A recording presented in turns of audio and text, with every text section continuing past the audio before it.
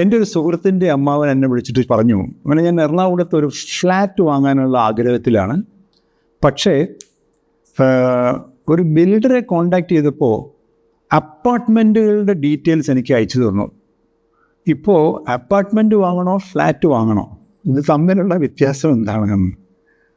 അപ്പം ഞാൻ പറഞ്ഞു, അമ്മാവ ഒരു ഫ്ലാറ്റ് വാങ്ങിക്കോളൂ, 2 അപ്പാർട്ട്മെൻറ്റ് ഫ്രീ കിട്ടുമെന്ന്.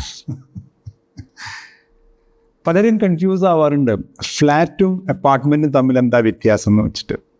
യഥാർത്ഥത്തിൽ ഇത് രണ്ടും ഒന്ന് തന്നെയാണ്.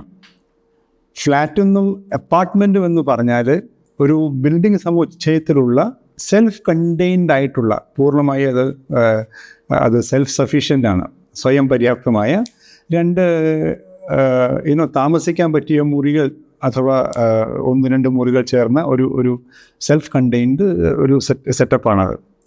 എന്നാൽ ഈ ഫ്ലാറ്റെന്നും അപ്പാർട്ട്മെൻറ്റും എന്നുള്ള പേര് പറഞ്ഞിട്ട് ആളുകളെ കൺഫ്യൂസ് ചെയ്യുകയാണ് ചെയ്യുക. പലരും അത്ഭുതപ്പെടാറുണ്ട് ഇത് തമ്മിലുള്ള എന്താ വ്യത്യാസം എന്ന്.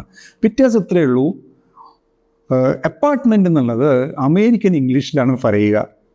ഫ്ലാറ്റ് എന്നത് ബ്രിട്ടീഷ് ഇംഗ്ലീഷാണ്, UK ഇംഗ്ലീഷ്.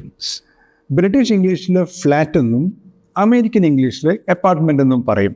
സംഭവം ഒന്ന് തന്നെ. എന്നാൽ ഈ പേരുകളുടെ ഈ മാറ്റം കാരണം ഇത് തമ്മിൽ എന്തെങ്കിലും വ്യത്യാസമുണ്ടോ എന്ന് അത്ഭുതപ്പെടാറുള്ള മനുഷ്യരുണ്ട്. ഇംഗ്ലീഷിന് അങ്ങനെ ഒരു പ്രത്യേകതയുണ്ട്. പലപ്പോഴും ഈ വാക്കുകൾ അമേരിക്കൻ ഇംഗ്ലീഷെന്നും ബ്രിട്ടീഷ് ഇംഗ്ലീഷെന്നും വേർതിരിക്കപ്പെട്ടിട്ടുണ്ട്. ഇത് തമ്മിലുള്ള വ്യത്യാസം അറിഞ്ഞ് പറയുകയാണെങ്കിൽ നമ്മുടെ സംസാരം കൃത്യമായിരിക്കും, ഭാഷ ശുദ്ധമാകും, അറിഞ്ഞ് പറഞ്ഞു പോകുക എന്നുള്ളതാണ്. ഇതുപോലുള്ള വ്യത്യസ്തങ്ങളായ വാക്കുകളുമായിട്ട് നമുക്ക് സ്ഥിരമായിട്ട് കണ്ടുമുട്ടാം. നമ്മളുടെ യൂട്യൂബ് ചാനലിൽ മറ്റു പല വാക്കുകളുടെ വ്യത്യസ്തമായ അർത്ഥങ്ങളും കൊടുത്തിട്ടുണ്ട്. അത് കാണാൻ ശ്രമിക്കുക. ധാരാളം വാക്കുകൾ ഇങ്ങനെയുള്ളതുകൊണ്ട് ഇതുമായിട്ട് ഇനിയും തിരിച്ചു വരാം. അടുത്ത പ്രാവശ്യം കാണുന്നത് വരെ ബൈ.